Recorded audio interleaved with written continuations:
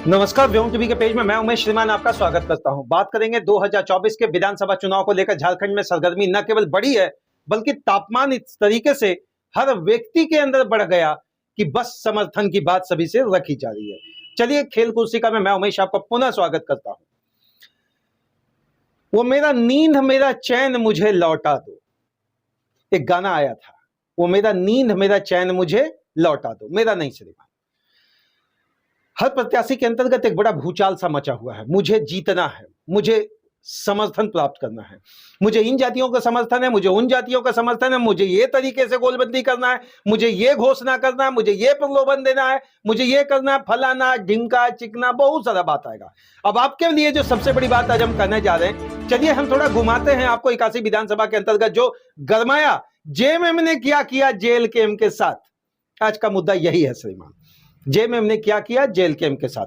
पहले jail camp का पारी खेलते हैं, उसके बाद जेएमएम का पारी करेंगे। जेल कैम्प का एक जब गोलबंदी होता था, समीकरण होता था, मजबूती होता था, भाषण होता था, प्लेटफॉर्म पर, खुले मंचों पर, लोकसभा के पहले से लेकर विधानसभा के प्रारंभ होने के काल तक श्रीमान जो जयराम महतो दहाड़ते थे, उसमें जो एक पेटेंट डायलॉग होता था कि भैया ये जितने भी यहां विधायक हैं सब करोड़पति बने, लेकिन किनके कहने पर बने, किनके छाती पर चढ़कर बने, ये आम जनता को कहा जाता था।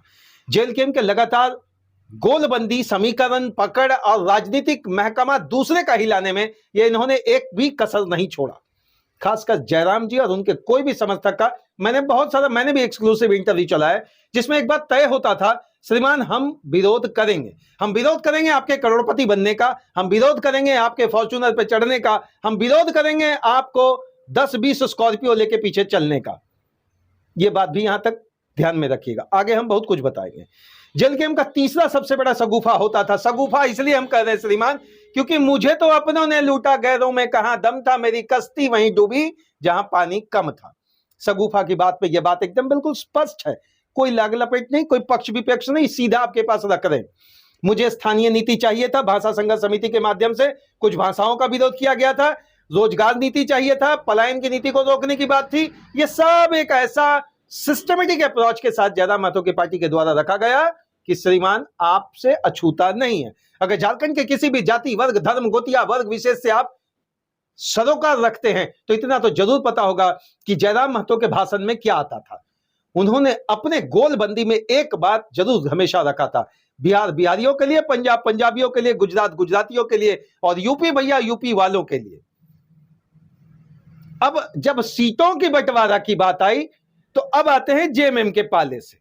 जेएमएम के पाले से एक ऐसा मास्टर कार्ड और ट्रम्प कार्ड खेला गया। वो हनुमान गियर पढ़े ना आप लोग, हनुमान गियर होता है गाड़ी में, कैसा लगा देंगे कि बढ़िया से बढ़िया चढ़ाई भी रहेगा तो 20 टन लेके चढ़ जाएगा। ऐसा मारे गियर कि दाहिना और बायां दोनों तरफ से हाथ हिलाने का कोशिश जेएमएम बिल्कुल सफल तरीके से कर लिया। बेरमो और डुमरी का गोलबंदी के अंतर्गत दो बड़े समीकरण। एक तरफ बेरमो की बात करें तो इंडिया अलायंस की तरफ से श्रीमान जयमंगल सिंह जी हैं, मजदूरों की राजनीति करते हैं, कोलियरी की राजनीति करते हैं, और विरासत में जो उनको राजनीति मिली वो सबसे बड़ा चीज मिला राजेंद्र प्रसाद सिंह के द्वारा। माननीय ने अब तक मजदूरों को जो किया वहां लोग उन्हें मसीहा कहा करते थे।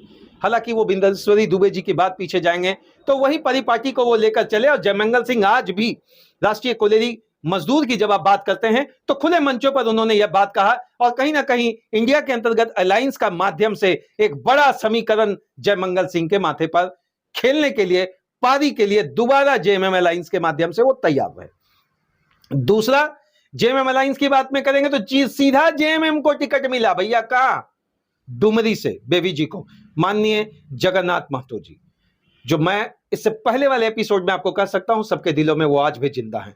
अब आया इन दोनों पारियों के बाद जो अभी तक कहीं विरोध नहीं दिखता था जयराम महतो जी का, कहीं भी गोलबंदी करते थे, मंचों पर खड़ा होकर ललकारते थे, भाषण देते थे, लोगों की बात करते थे, झारखंड की बात करते थे, झारखंडियत की बात करते थे, आदिवासियों की बात करते थे, मातों की बात करते थे, कोयरी की, कुर्मी की, लगातार उन सारे जातियों की बात करते थे जो झारखंड में 1932 के खतियान को लेकर हमेशा मुखर प्रखर होकर अपनी बात को रखते थे। ऐसा हुआ क्या कि श्रीमान विरोध होने लगा। जब ये अपने कंपेनिंग में निकल रहे हैं तो कुछ गांव में आपके पास भी वीडियो पहुंचा होगा कि विरोध दिख रहा। अब यह विरोध सर्वजन है कि सर्व समुदाय है, ये तो हम नहीं जानेंगे, लेकिन सर्वविदित तो जरूर है प्रभु, सब लोग ये जान गए कि विरोध होना शुरू हुआ। विरोध के पीछे का पीछे दो कारण हो सकता है, बड़ा राजनीतिक मंशा हो सकता है और छोटा राजनीतिक कद इनको समझने के कारण दिमाग में बैठा हुआ है, कहीं जीतकर श्रीमान रांची के गोल वाले भवन में, जिसको बोला जाता है छोटा सा झारखंड का संसद भवन, वहां ना पहुंच जाए। दहाड़ेंगे, चिल्लाएंगे, चीखेंगे, लोगों की पुकार बनेंगे। हो सकता है इसमें बाधा पहुंचाने का एक समीकरण है, लेकिन यह वोट है, लोकतंत्र है। लोकतंत्र में श्रीमान आप कितने पढ़े लिखे हैं या पढ़े लिखे नहीं है, यह मायने नहीं रखता। जनता के दिल में आप कितना जगह बनाते हैं, यह मायने रखता। और इसी मायने के का लंबा फायदा जेएमएम ने उठाया और इनके ही दायां बायां करवट पे खड़े हुए बहुत सारे लोगों को धीरे धीरे समेटकर अपनी झोली पर ले आ रहे हैं। इस बात का रत्ती भर भनक जयराम जी को नहीं लगा और वो शिकार हो गए जेएमएम की राजनीति का। चूंकि जेएमएम की राजनीति में गांडे जो सीट की बात आता है, एक प्रबल दावेदारी से वहां कल्पना सोलन जी है। कल्पना सोलन जी की आज मुखरता प्रखरता मंचों में देखी जा रही है। जिस तरीके से वो स्टंट करती हैं, जिस तरीके से उनका भाषण देने का अंदाज है, भैया विरोधी को तो फीवर बढ़ा दिए हैं। अब पैरासीटामोल होगा कि कोरामिन, बार बार हम ये कहते हैं, ये मुझे पता नहीं, लेकिन विरोधी के खेमे में अगर कोई हलचल मचाया है तो आज जेएमएम के तरफ से स्टार प्रचारक की जरूरत नहीं है। पुराने जमाने में देखते थे हीरोइन को लाया जाता था, हीरो को लाया जाता था, अब उसकी जरूरत नहीं है श्रीमान। अब यहां हो गया अपने तो अपने होते हैं। अब कल्पना सोलन जी का गोल मंदिर श्रीमान डुमरी और बेरमो में मुझे लगता है जयराम महतो जी को और उनके समर्थकों के अंतर्गत थोड़ा सा खलबली मचा है। पहली बार अब तक ये खलबली मचाने में सफल थे, ये पहली बार। आप बोलेंगे, आपके बहुत सारे समर्थक नीचे जिस तरह का कमेंट लिखेंगे, हमें किसी ने कहा है ये वीडियो मैनिपुलेट करके रखने का, हम बाहरी हैं, भीतरी हैं। भैया आप स्वतंत्र हैं, आप रख सकते हैं, लेकिन एक चीज तो तय है, विरोध शुरू हुआ। और विरोध शुरू होने का एक सबसे बड़ा एक स्ट्रांग वहां और कंटेस्टेंट के तौर पर झारखंड की 1932 के खतियानी पार्ट का हिस्सा रहे भाषा संघर्ष समिति के अंतर्गत तीर्थनाथ आकाश जी आ गए।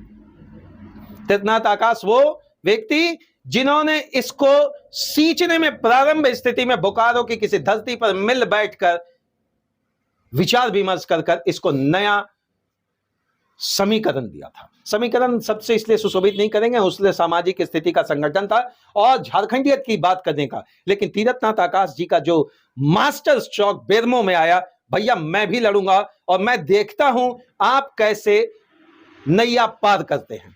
अब तीर्थनाथ आकाश जी क्या कुछ करने जा रहे हैं ये तो मुझे पता नहीं, लेकिन इतना तय है कि टक्कर कांटे का है। भीतर खाने आप चल रहे हैं कि बेरमो की बात कर रहे हैं, तो भैया रविंद्र पांडे जी की बात क्यों नहीं कर रहे हैं? जरूर करेंगे श्रीमान। रविंद्र पांडे जी की बात करना होगा तो यशस्वी प्रधानमंत्री जी का बात करना पड़ेगा, उनके योजना की बात करना पड़ेगा, गोगो दीदी का बात करना पड़ेगा, प्रधानमंत्री आवास का बात करना पड़ेगा, लेकिन बात तो महंगाई का भी करना पड़ेगा, बात तो बेरोजगारी का भी करना पड़ेगा, बात तो आपके झूठे वादों का भी करना पड़ेगा।